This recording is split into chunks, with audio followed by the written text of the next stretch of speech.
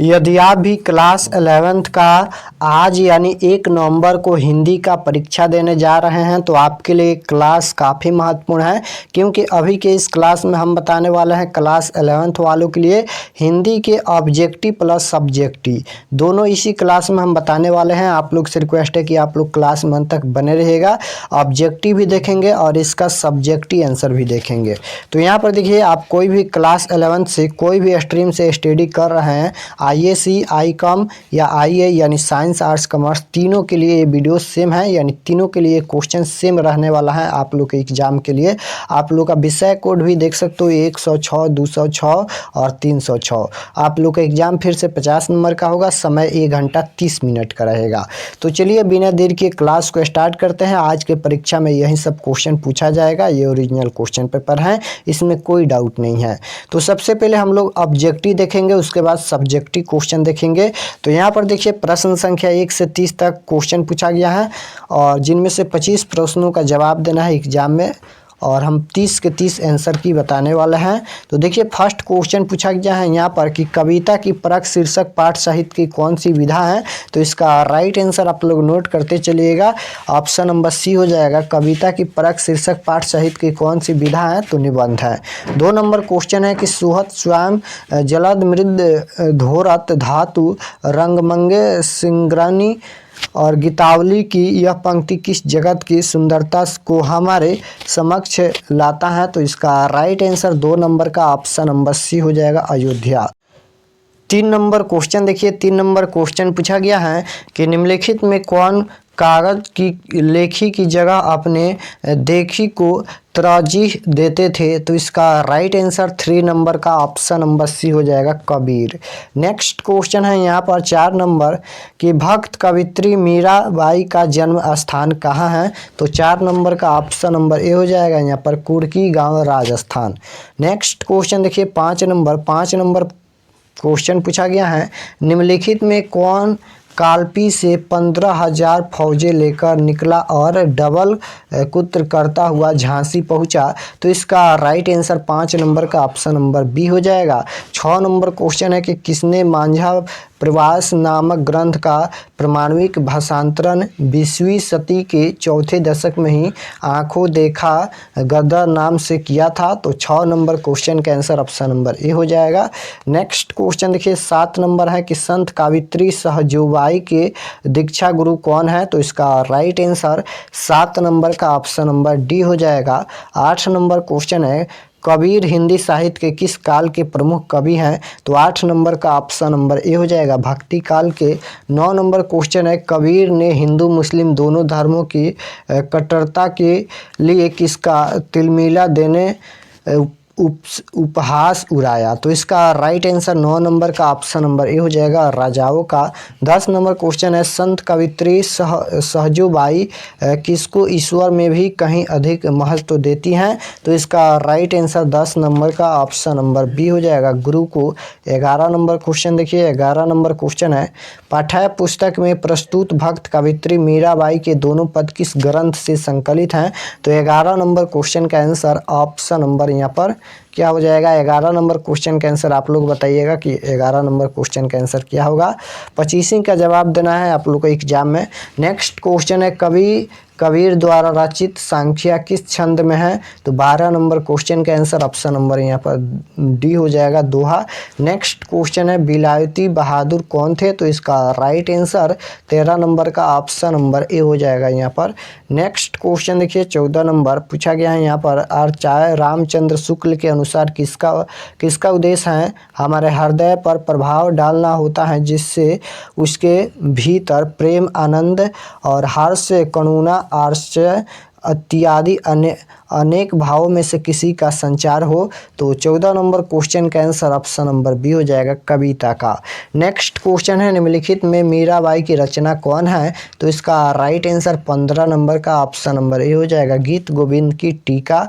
16 number question है, आंख शब्द का पर्यायवाची शब्द क्या होता है। तो इसका राइट आंसर 16 का ऑप्शन नंबर ए हो जाएगा, लोचन। और 17 नंबर क्वेश्चन है, आंख शब्द का पर्यायवाची हो गया यहाँ पर। 17 नंबर देखिए, हिंदी में कुल कितने स्वर नाम है।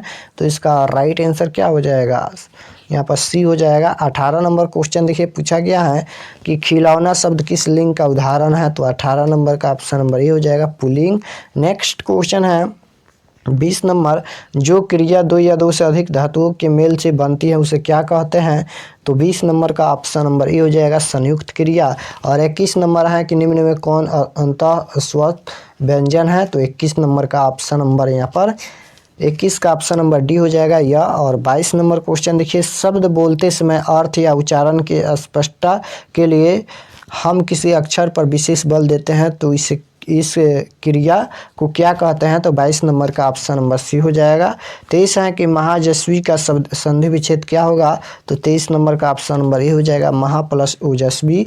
नेक्स्ट क्वेश्चन है निम्न में कौन शुद्ध शब्द है, तो इनमें शुद्ध शब्द कौन है, तो 24 का ऑप्शन नंबर डी हो जाएगा, वाष्प। नेक्स्ट क्वेश्चन है यहाँ पर 25 नंबर देखिए, 25 नंबर क्वेश्चन है यहाँ पर कि जहाँ वाक्य की गति अंतिम रूप से ले विचार के तार एकदम टूट जाए वहाँ किस विराम चिन्ह का प्रयोग होता है, तो 25 नंबर का ऑप्शन नंबर ए हो जाएगा, योजक चिन्ह। और 26 नंबर है प्रतिदिन शब्द में कौन सा समास है, तो 26 नंबर का ऑप्शन नंबर ए हो जाएगा, अविभाज्य समास है।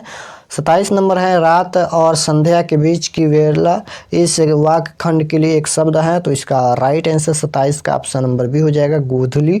नेक्स्ट क्वेश्चन देखिए 28 नंबर पूछा गया है भोगी शब्द का विलोम शब्द क्या होगा, तो विलोम शब्द मतलब उल्टा शब्द, 28 का डी हो जाएगा, योगी। नेक्स्ट क्वेश्चन है आगमन शब्द में जुड़ा पर उपसर्ग की कौन सा विकल्प सही है, यहाँ पर आगमन में उपसर्ग बताना है, तो आगमन में पहले आ जुड़ा है तो आ उपसर्ग हो जाएगा। 30 नंबर क्वेश्चन है बृहत् शब्द में जुड़े प्रत्यय के लिए कौन सा विकल्प सही है, और बृहत् में यहाँ पर प्रत्यय बताना है, तो इसका राइट आंसर 30 का ऑप्शन नंबर सी हो जाएगा, अंत हो जाएगा। तो चलिए ऑब्जेक्टिव हम बता दिए हैं, चलिए इसका सब्जेक्टिव क्वेश्चन की ओर चलते हैं।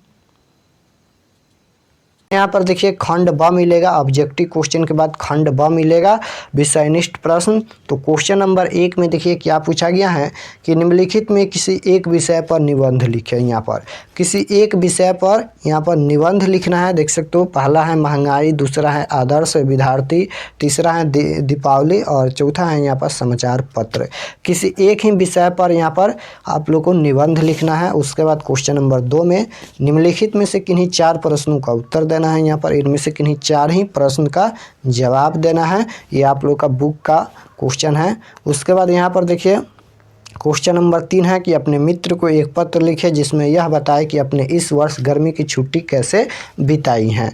उसके बाद क्वेश्चन नंबर 4 है और यहाँ पर अथवा में भी दिया गया है, यानी क्वेश्चन नंबर 3 का आप लोग ये पत्र लिखिएगा। या यहाँ पर पूछा गया है कि आपके नगर में यहाँ पर चैन झपटमारी बढ़ती जा रही हैं, इस बारे में दैनिक समाचार पत्र के संपादन को पत्र लिखकर इस मुद्दे पर अधिकारियों का ध्यान आकर्षित करने के लिए इस समाचार प्रकाशित करने का यहाँ पर अनुरोध कीजिए। तो क्वेश्चन नंबर 3 में आप लोग को ये बनाना है या ये बनाना है, यानी अथवा में दोनों में से एक का जवाब देना है। उसके बाद क्वेश्चन नंबर 4 है कि उपयुक्त शीर्षक देते हुए निम्नलिखित गद्यांश का संप्रेक्षण प्रस्तुत करें। उसके बाद यहाँ पर क्वेश्चन नंबर 5 है कि प्रसंग व्याख्या करें।